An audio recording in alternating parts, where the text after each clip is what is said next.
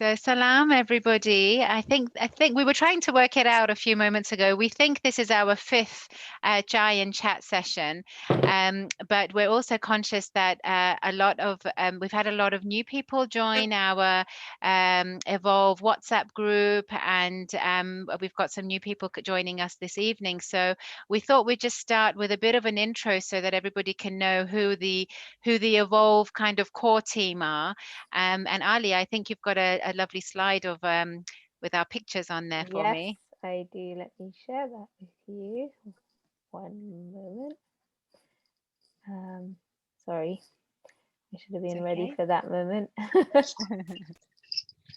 So I'll start by introducing myself then. I'm Zahra. I'm officially the group secretary or the comms person. So if you're on the WhatsApp group, you'll see that it's generally me putting lots of messages and lots of reminders out to you. I started cycling just last year in June. I had never ridden a bike before then.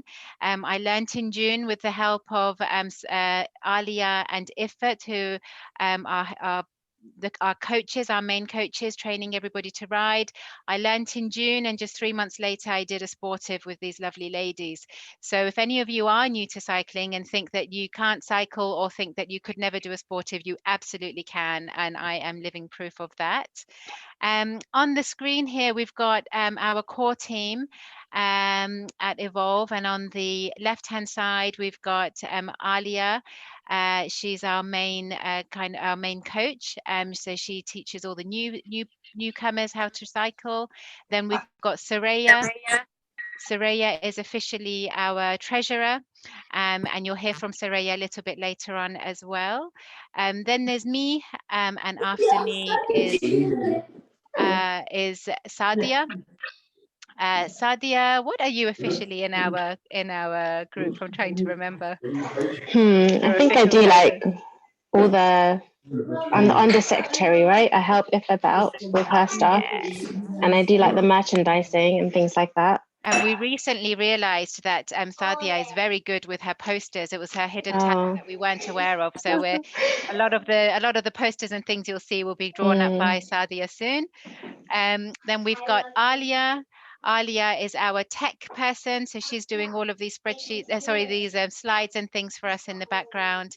And then we have Ifat right on the end on the right-hand side, and it's Ifat's dream that it's her dream that has realized and brought us all together to create Evolve, and her passion behind it all. So there's another slide coming up. But before I talk about that, actually, I'm just going to talk you through what we did today. So today we held a BMX Kids Event just in Harrow. There's a recreation ground, and we got together with British Cycling, and we had a coach from British Cycling train lots of kids up today, and he got them BMXing. So we actually put a poster out and a chance for people to register. I think this was maybe 2 or 3 days ago, and there were 45 slots for children. And within the hour, all 45 slots were booked up. And at the time, we'd opened it up for children and mothers as well. And we thought we'd do it as a bit of a mummy and me kind of opportunity over Easter. And as I say, within the hour, all 45 slots were taken. And then we thought, oh goodness, we feel bad for these children who it's Easter holidays, and a lot of the mums have taken the slots up. So we actually had to say, sorry, mums, we're going to kick you all out. We're going to make it kid only. And we then had the 45 children all turn up today, and mashallah, they had an absolute blast on this BMX, pump track. They had a really, really good time. We had taken some pictures as well, and we'll share those with you soon. What I'm going to share with you now are some pictures of our very first Evolve group event. So you might remember back on the 29th of March is when the regulations changed, and we were told that we are allowed to ride in groups of 15 if you are an official club. So over the lockdown, we had, mashallah, trained 20 women to cycle.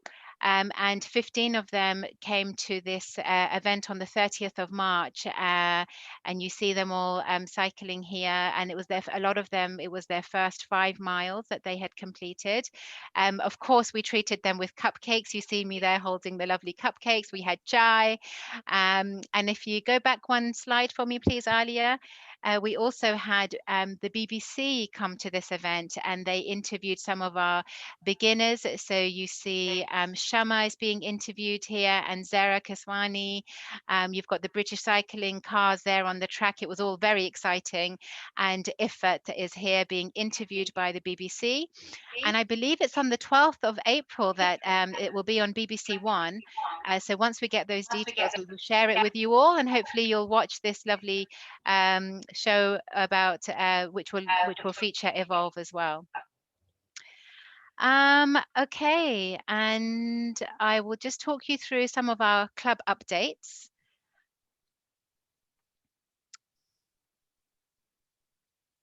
In fact, if Sadia, you're on, maybe you could talk us through the 30 days of Rahma, which is the first thing that will be coming up. Yeah, sure. So some of you that are in the WhatsApp group and follow us on social media may have seen this poster here. We've collaborated with Arabic and Lady Fatima Trust to bring you 30 Days of Rahmah. So basically, it's an advent calendar to use in the month of Ramadan that's coming up. The idea is to basically spiritually uplift you through this month by giving you like little manageable challenges to do every day. It's just something fun to do every day that inshallah will bring some kind of barakah to you, to your household this holy month of Ramadan. And the fun part is that the whole family can take part. We've tried to make the challenges fun for all ages. So if you haven't downloaded yours, you can download it. You can go back on the WhatsApp group, and I'll also post a link on the chat box as well if you haven't got yours yet. Thank you, Sadia. I think it would also be useful just to post the link for the WhatsApp group in this chat here as well, so that you can join our WhatsApp group if you're not already on it. That is the main place where we kind of put our updates on. So it's the first place. You're here first, basically, if you're on that group. I'll talk you through the Eid cyclethon. So after Ramadan, we need to celebrate with Eid, and what we've done is we've hired the Hillingdon cycle track for the 22nd of May, and as part of this cyclethon, we are doing lots and lots of activities on the day. So it's a real sort of fun day for mummies and kids, and daddies can come too if they like, and we'll have kids rides. We will have adult races, so we're kind of picturing the kids cheering the mummies on as the mummies go around the track and do a lap and have a race. So lots of fun, but with fun comes food. We've got Jaiwala coming with some lovely food from them. We've got an ice cream van, and we will have British Cycling there doing coaching for the kids, doing coaching for moms, and some skills courses and things like that. Just short bursts of activity, just to really upskill kids and moms, and just have lots of fun, really. So that's the 22nd of May. And what's the next slide, Alia? Yes, we have got our duathlon. So on the 27th of June, we would like to challenge you and challenge ourselves, because a lot of the time cyclists don't run, a lot of the time runners don't cycle, and we're bringing it together here for a duathlon. And what we will be doing is a 10K bike ride, followed by a 3K run. It can be a walk, it can be a slow jog. I always thought run means absolutely run as fast as you can, but it's absolutely not that. It's at your own pace, gentle pace, jog. Sometimes when I jog, I'm jogging at the same pace as somebody who's walking. So it can be as easy as that. So 10K cycle, 3K walk, jog, run, and then we'll end with another 10K cycle. We, of course, will make sure it's a wonderful route. It'll be a nice route, and there'll probably be a coffee shop to stop off at, halfway. So we hope that you will join us for this, and we'll set out a link to register. for that. So put your names down if you are interested. And then the final date to put in your calendars is the 5th of September. This is going to be our sportive. It will be a 50-mile one. And again, if you were here earlier, you know, when people think I cannot do it, that's no way, I'm just a beginner, or I can't cycle yet, or the most I've done is 5 miles or 10 miles.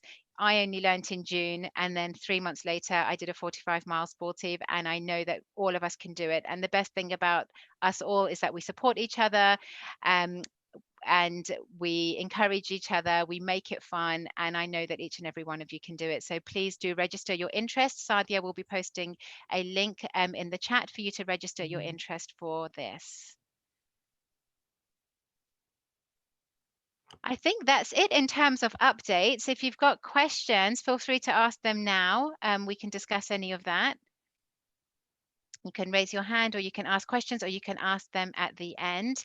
But I know I don't want to delay it. And so without further ado, I'm going to introduce to you Soraya and Tehseen, who will be talking to us about fasting and fitness and fueling during Ramadan. So fasting, fitness, and fueling. So Tehseen is a dietitian, and Tehseen has worked for the NHS for some 17 years now. Tehseen, working with both kids and working with adults, and we know that you're a keen runner as well.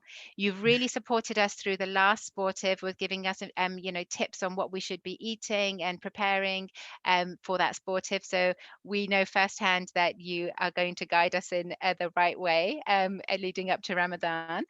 And then we've got Soraya, who is an accountant. She's our treasurer for Evolve, a very keen cyclist. And Soraya is also has worked as a PT as well. I've personally been to Soraya sessions, which are great. So the two of them will have a bit of a discussion, talk us through, as I say, fasting, fitness, and fueling. And as they talk, we've got a few poll questions that we'll bring up as well, just to get some responses from you around some questions around these areas, and then we can have a bit of a discussion about them afterwards. So over to you guys. Assalamu alaikum. How are you doing, Tehseen? Tehseen, you are on mute. Yeah, sorry. Yep, I was just checking. Alhamdulillah, good. How are you? Good. It feels we used to see each other every Saturday for parkrun, and I haven't seen you for a whole year now. I know. I'm looking forward to when parkrun opens again. Hopefully not too soon in the future. So are you ready for Ramadan? What preparations have you made? You know what? I need to sit down and actually do some. But yes, it's just really right, sitting down, writing down my goals, and just thinking about what I want to achieve for the month. And also thinking about how to stock my freezer, because while I want to eat well in Ramadan, I don't want to spend all my time cooking. So I kind of started with the girls. I started making a menu of what they'd like to eat, because Ramadan, I find it's a bit easy because I'm not making breakfast and I'm not making lunch. So I don't want to spend the whole day in the kitchen. So as long as I know what to cook, it's actually not, and they're not too fussy, so that's good. But yeah, it's actually knowing what to cook, and then it's not too bad. But yeah, my freezer is slowly getting filled, but not where I want it to be. So as a dietitian, do you find that your eating habits change in Ramadan, or do you eat the same food all year round? I think that our eating habits do change in Ramadan, mainly because I live as part of an extended family. And so you've got, the traditional aspects of what the older generation might be used to. And then it's thinking about what the kids will, have to eat, because my kids are now, 2 of my boys are in their teens, and Hannah Fatima is going to be starting to fast this year. So she's mashallah, amazing. So it's just making sure that, number one, I'm hitting the correct nutritional aspects, and number 2, you're filling some of the traditional bits. And so, yes, I would say that our eating habits do change in Ramadan. And I think that's the case for most people. I don't know. How about you? Do you feel that they change much? Yeah, we definitely have a few more starters. I mean, normally on a daily basis, we wouldn't have samosas or kebabs or anything. But for me, it's trying to make it healthy. So yeah, all my kebabs are baked. So I do very little frying actually. Yeah. So So I it's think more that's the trick of oven-based it. And I think sometimes what happens is that when we think about healthy eating, we kind of lose sight of the, cultural and traditional aspects of what is us. And I think that you don't need to. It's important to think about adapting dishes that you're used to making. So like you're saying that, with things like, for example, a kebab, for example, it's a source of protein. You can, easily put that in the oven. I know that I haven't got one, but I know Alia often uses her active fryer, and she's been talking to me about how great it is, so she's grilling and she's air frying and things like that. So, in terms of like making healthy alternatives, that's what it's about. Definitely not about going a month of going without, because the thing is like, you can't deny yourself. You don't feel like you don't have to deny yourself. It's finding that healthy balance, isn't it? That's exactly it. I think that it's finding that healthy balance, and it's about thinking about what's on your plate, because even though we're fasting, the fasts are now a little bit shorter. We're still going for a good, if I can think about the math, 16 hours, without eating.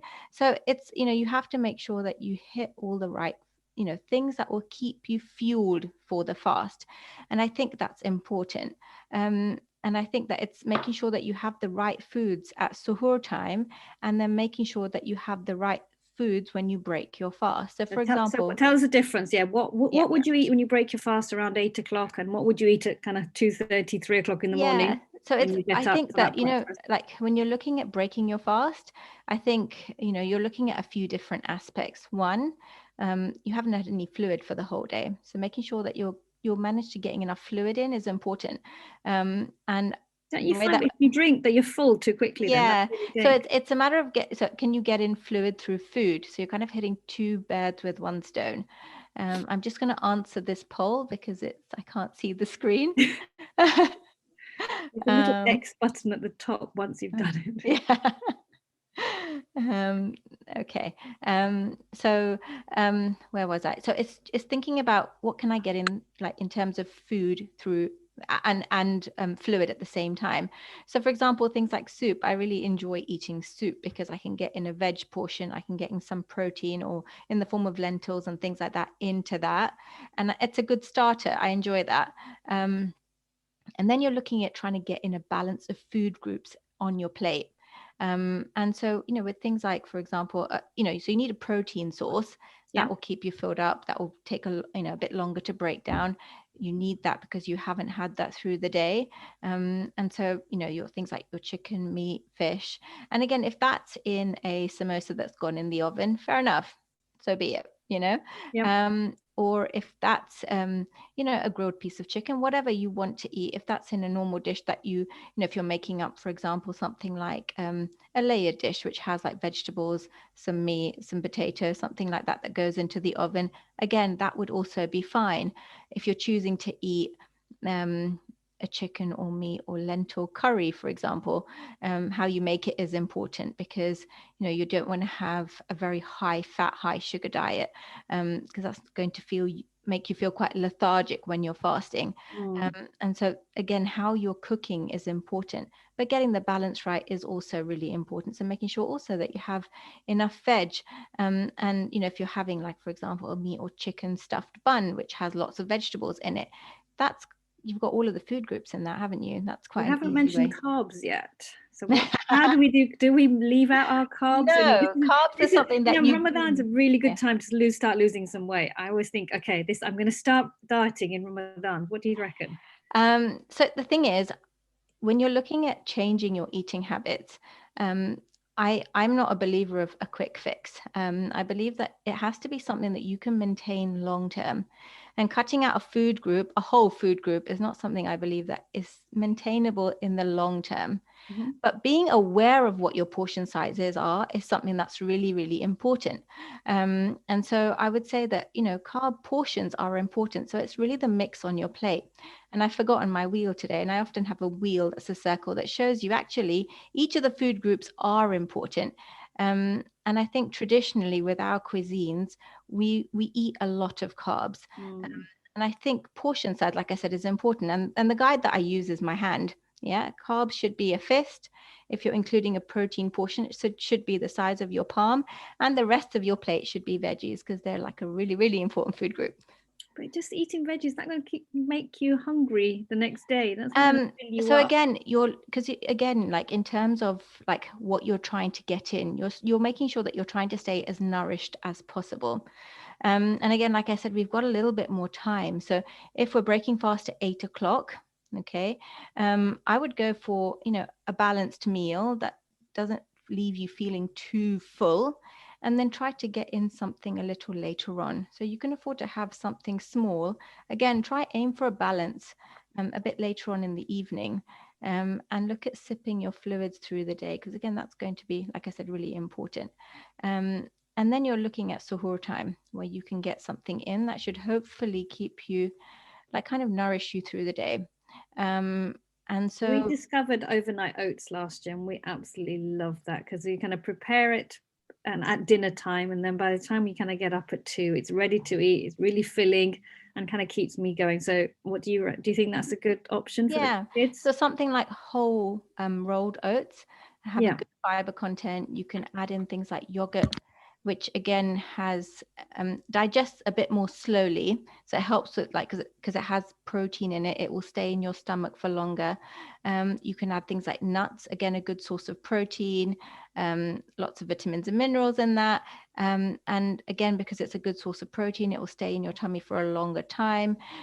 You can add in your fruit portion, so again, you can look at getting in some of your fruit and veg in that something like overnight oats. So it's a good way of getting in a good mix of foods, and so I agree, it's a good option. That suggestions, you could also include things like, for example, eggs is really great for that time in the morning. Again, good source of protein. You add some whole grain bread. Just can't bother to make it at 2 in the morning. I know my mum used to. Thank you, Mum. She used to get up and make the eggs, but really I can't. Yeah, mine too. Oh, my dad used to make it. I have to move to my mum's Ramadan so she can make me eggs. So I guess it's just the preparation, isn't it? It does take time in the morning, but again, with like an omelette, you can get in chopped up. I think it's just doing the preparation. Maybe if you have like an omelette mix in the fridge, it's just a matter of sticking it in the pan. Maybe that can help. So, okay, let's move on to exercise. So tell us about your normal exercise regime on an average week. So yes, I really enjoy exercising. So I do quite a mix and a range of things. I like to weight lift. I like to run. I haven't cycled in a while. I need to get back on my bike. It was just so cold. Hopefully soon. The weather is definitely picking up, so it's good. Yeah. So do you continue that kind of exercise regime in Ramadan? With what I find, I have tried. For me, I think, it's hard. I find that I struggle with getting my fluid intake in. And I'm also somebody, when I'm working out, I feel like I lose a lot of water when I'm working out. So by the end of like a half an hour session, I'm dripping with sweat. And I feel like, with getting in my fluid requirements as it is when I'm fasting, I don't feel I can really do my usual exercise. And so I tone it down. I do walk when I'm fasting, but I don't tend to exert myself. And I know some people do, and they're fine with it. My husband will often run just before iftar time, and he will do like 5K or 2K or whatever it is, and it's fine.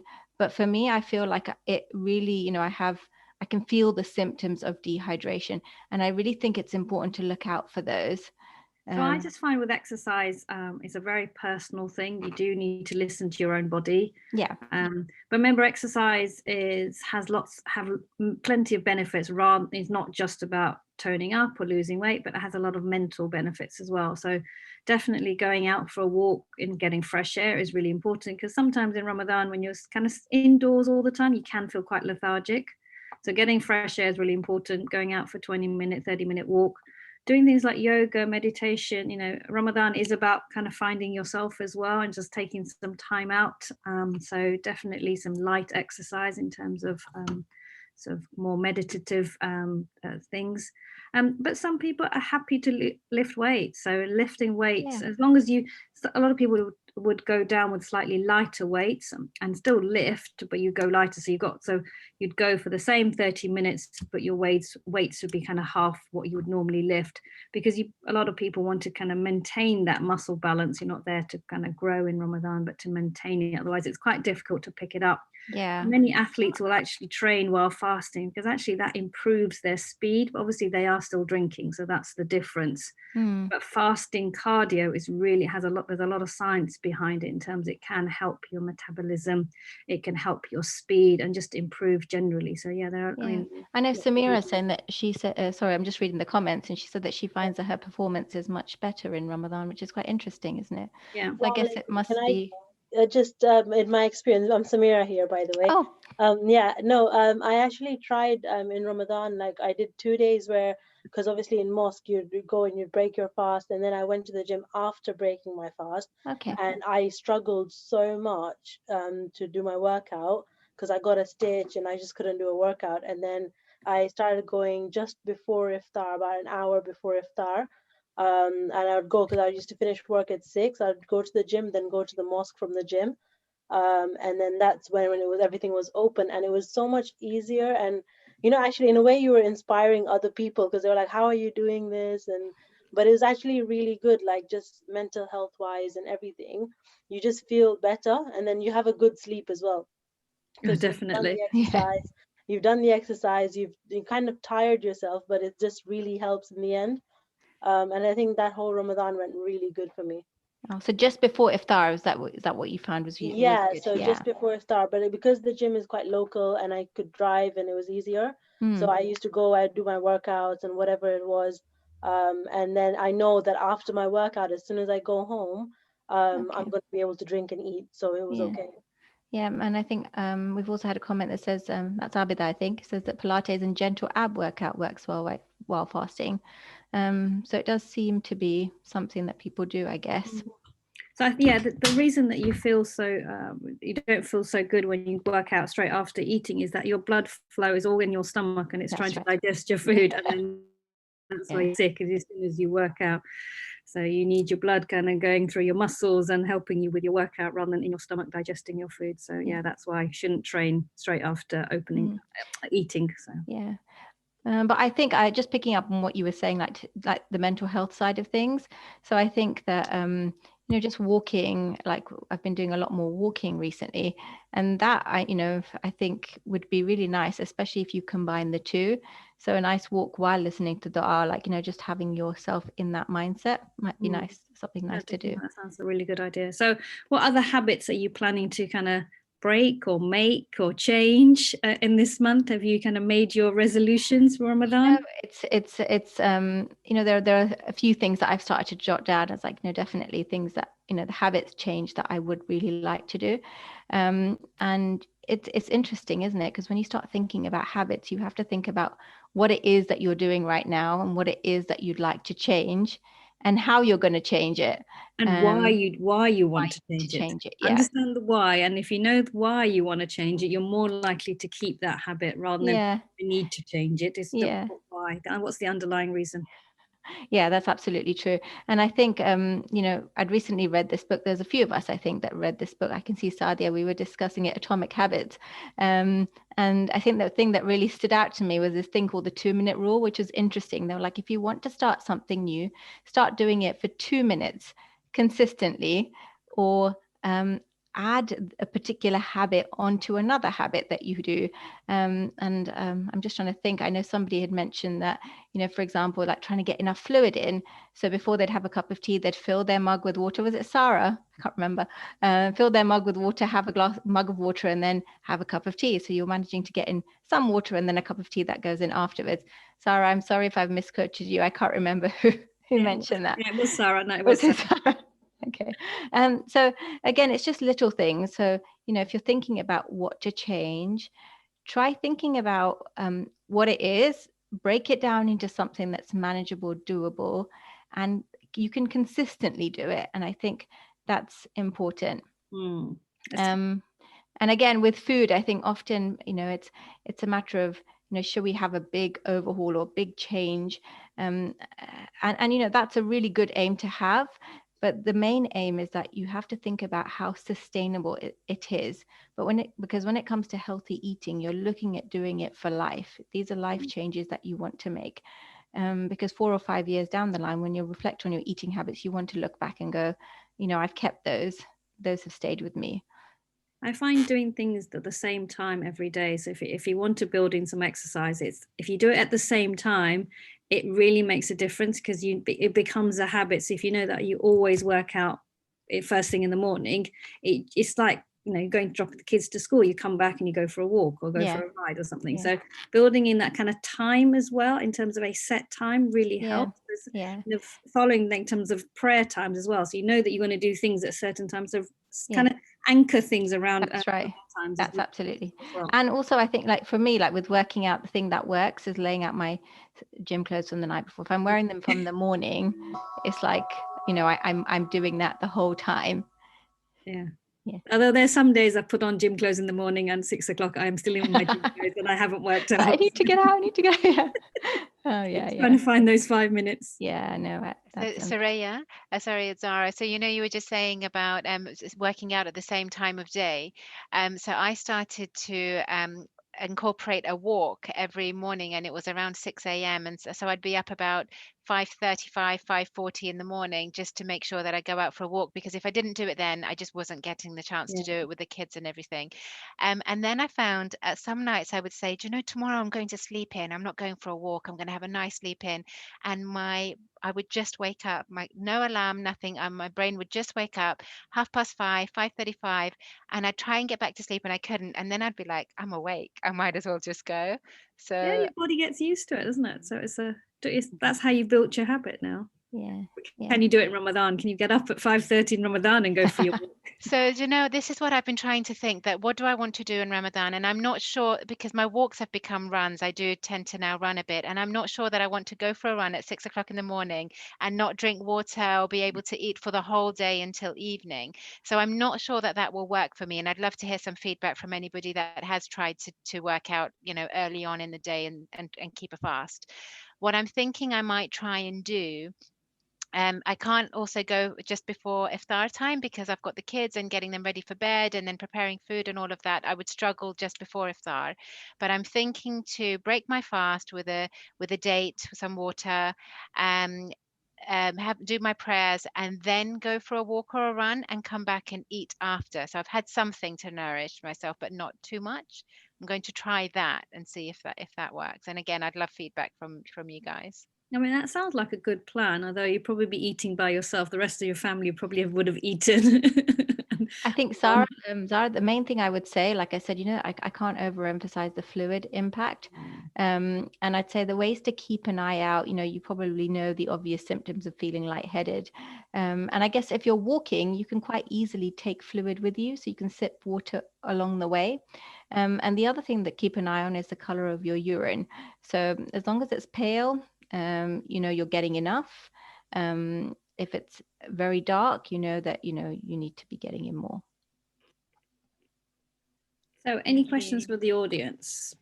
I think there's one on the chat, or there's a couple coming through now. So diet recommendations. Does your diet recommendations in Ramadan generally apply to everyone, or would it need to be tailored depending on the body makeup of people? For example, some people lose weight very easily and others might not. Okay. I think this potentially could be true, but in Ramadan, I would say that the most important thing is to kind of stay in a nourished state, because through the fasting period, what's happening is that you will have enough glycogen stores to kind of last you for the first couple of hours, and then your body will change into fat metabolism. And then as long as you're nourishing well enough in the evenings, you should have enough to kind of fuel you for the month. And so I would say that it's a good time to reflect on eating habits, but it would be important to make sure that you're getting enough to be able to get you through what the month is for, if that makes sense. Yeah, good advice. So the next question from Sabira was, if we exercise late, will it interfere with our sleep? That's I think fair. if it's gentle, it'll probably help you sleep. If Yeah. it's very rigorous, it may disrupt your sleep. It depends. If you're used to exercising in the evening, then it should be okay. Yeah. But if you do something new, it Yeah. may have an impact on your sleep. Yeah, I'm just trying to think when I've done a few late night cycles, you know, you come back and you're just like totally wired for a good hour. Yeah. So I think that's fair. I always found swimming, if I went swimming, had a shower, I was just knocked out. That helped me sleep. Yeah. Any more suhoor ideas? I'm going to put that out because I think it's a hard one, isn't it? Because there's like, what else can you eat at breakfast time? So I would love to hear from people if they've tried anything else. Peanut butter and banana sandwich was always a favorite with us. Yeah, that's true. That's a good one. And a good protein and carb mix. Yeah.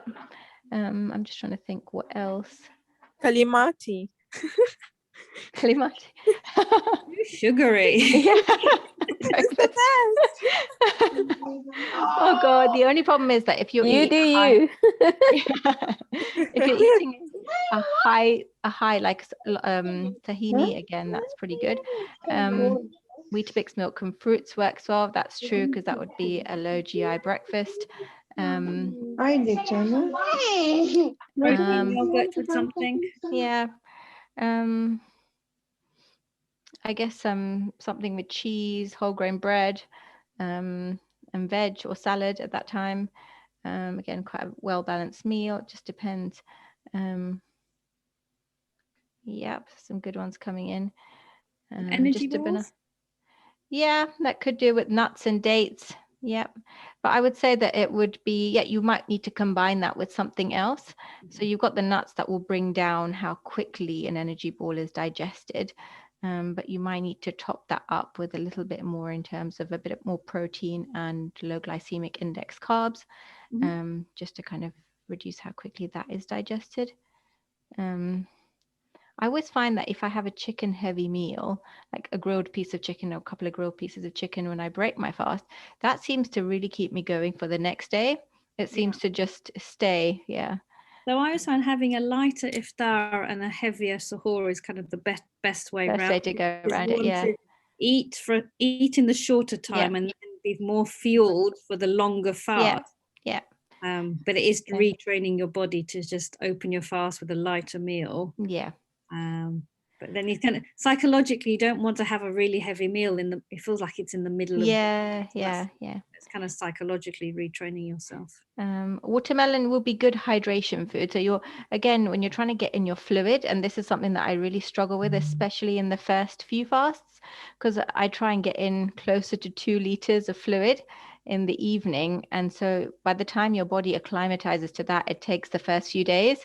So you're constantly waking up to go to the washroom, and then your body kind of gets used to holding that much fluid overnight. So then it's useful to use foods like watermelon, things like cucumber, those types of foods that can carry fluid, as it were, and so you don't have to try and drink as much.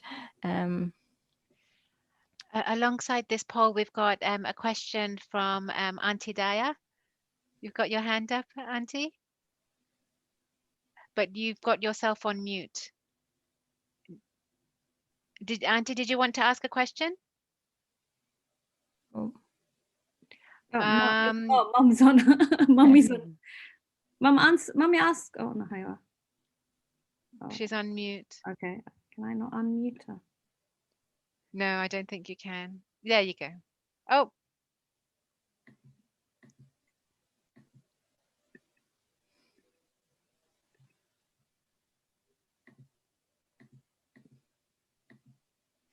No, can't unmute her. There we are. Ask your question, Mum. I prefer to in the show eat Weetabix with half banana.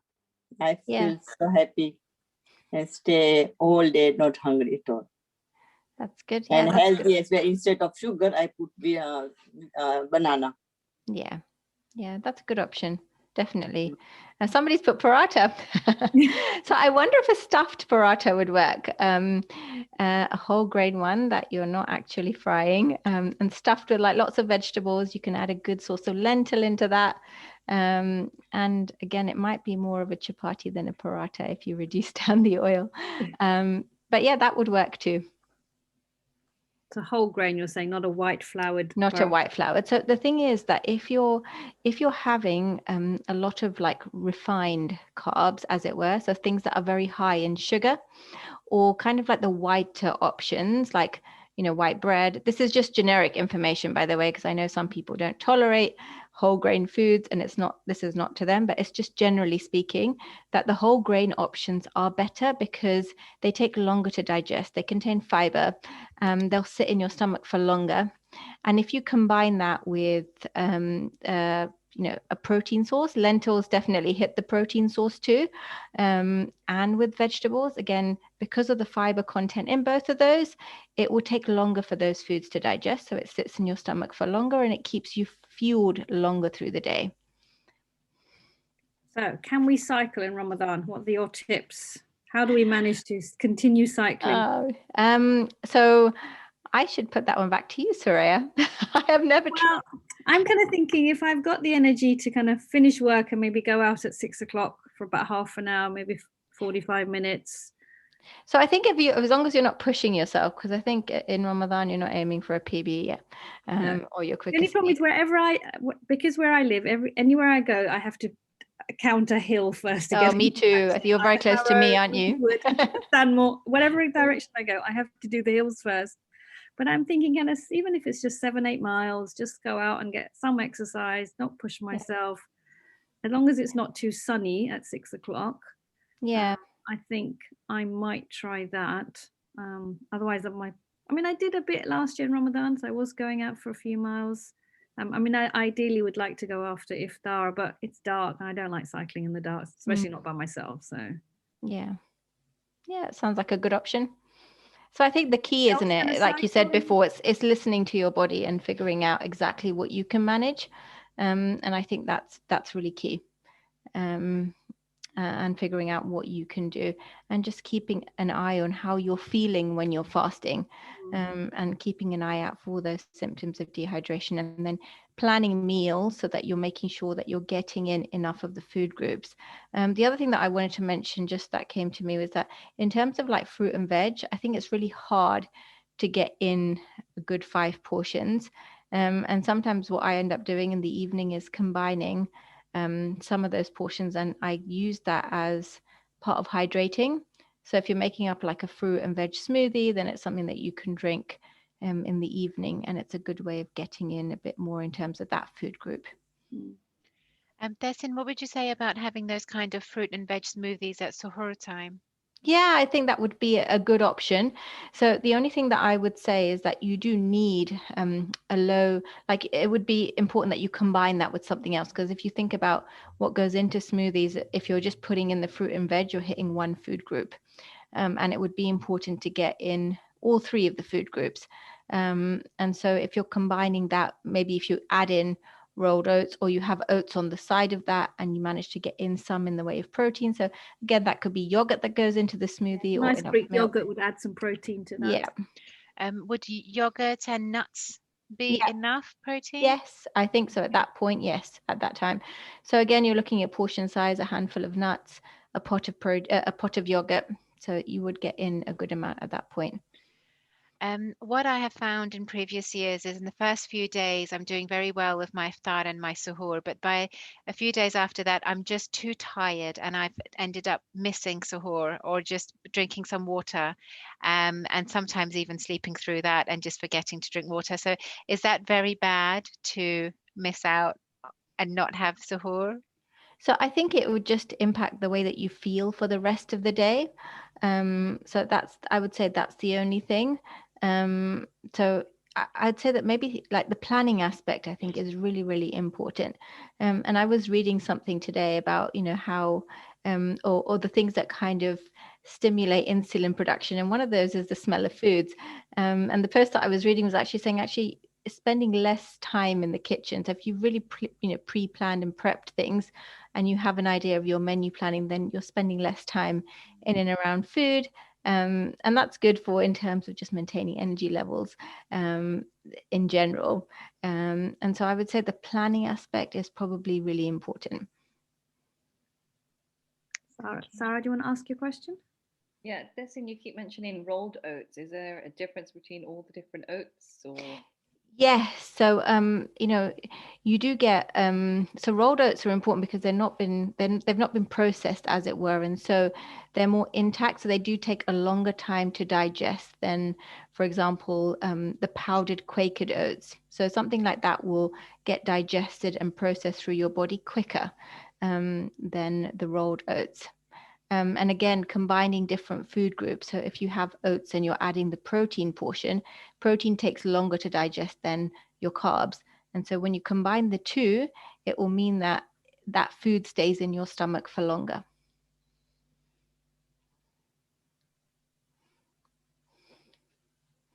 So Tehseen, sorry, just one of the last things. So what the key things that I'm hearing that we should try and avoid are oil, the white flour, refined sugars.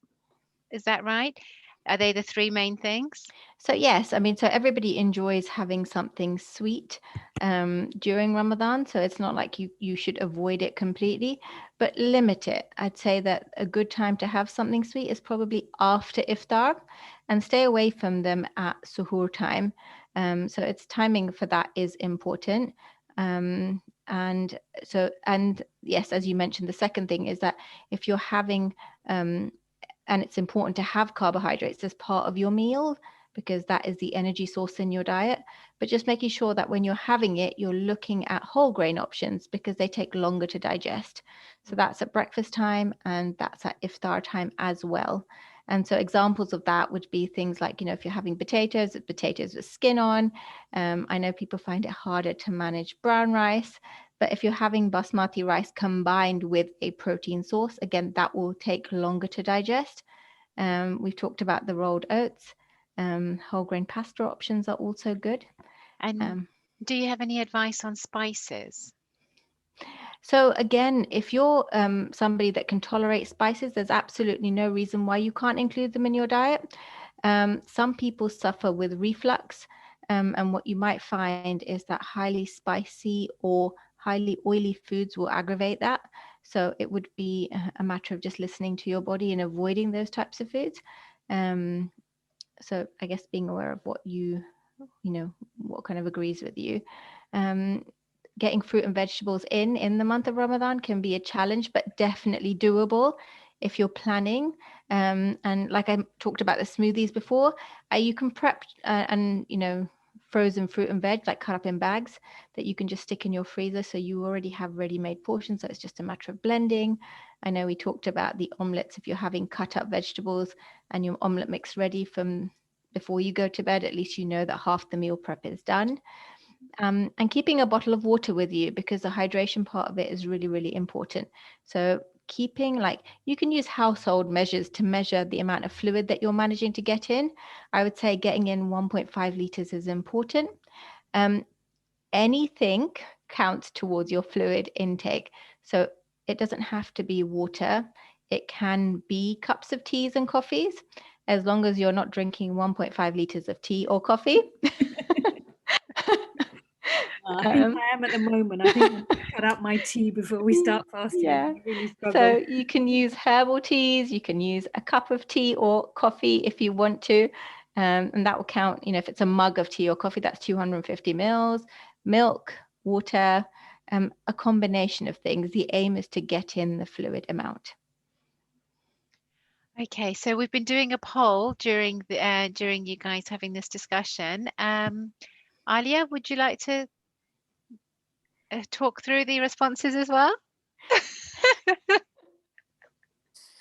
Yeah, and let me see if I can share multiple. So we said mostly people feel like they need a few more days in Ramadan. I'm in preparation for Ramadan. Let's see if I can share another one with you. We see that. How do your eating habits change? I think most people said they aren't as good as they would like them to be. we're hoping this Ramadan will be, you know, the start of something new then. Let's see if we can share another one. Here we go. Do you continue to exercise? I try and do a little bit, was what most people said. Oh, that's really good. That's really good. And let's put one more. Have you started filling your freezer with food? I know I definitely haven't. Soraya's on the red, but nearly I don't there have a list. lot of Oh, space. yes.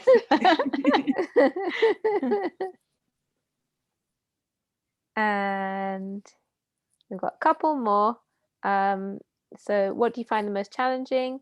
Lack of sleep, I think. Yeah, I'm definitely there. Yeah.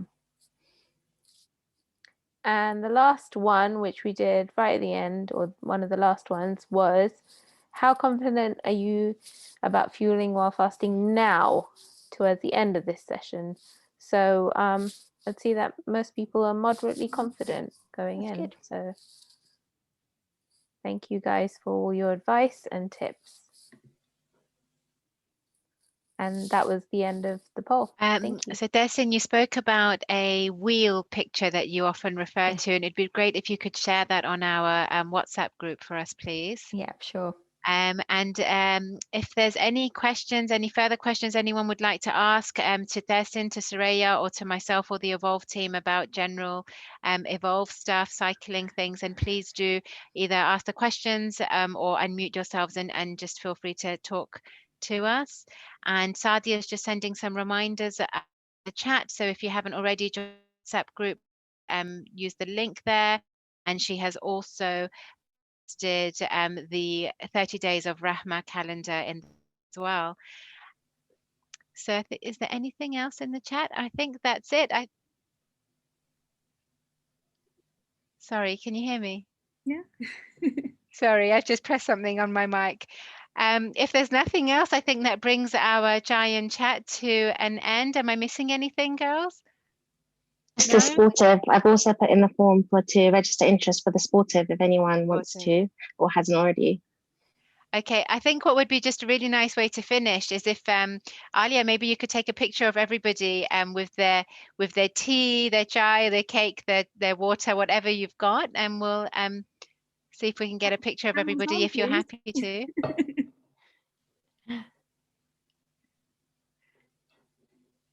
Alia, are you ready? Okay, she's saying 1 second. All right, everyone, 3, 2, 1. Thank you, everybody. Have a wonderful night, and we'll see you in 4 weeks' time for another giant chat. Thank you. Ramadan Mubarak to you all, and good luck to our coaches for their assessment this weekend. Oh, really? Thank you. Thank you. Is it all online? Yes. No, it's actually, we're getting to do it in very small groups in person. It's a practical one. It's a practical. It's our practical. Oh, guys, good luck. Where are you doing it? Motorcycle Hub. Where are you doing it? Thank you so much. No, we have a school, so we have it's one of the high schools in Harrow. We have an outdoor space. All right, guys, good luck. Thank you. Ramadan Kareem. Same to you all. Thank you. Thank you. Thank Hafiz. you. Bye, Lorraine. Bye, Lorraine. Hafiz. Hafiz, Auntie.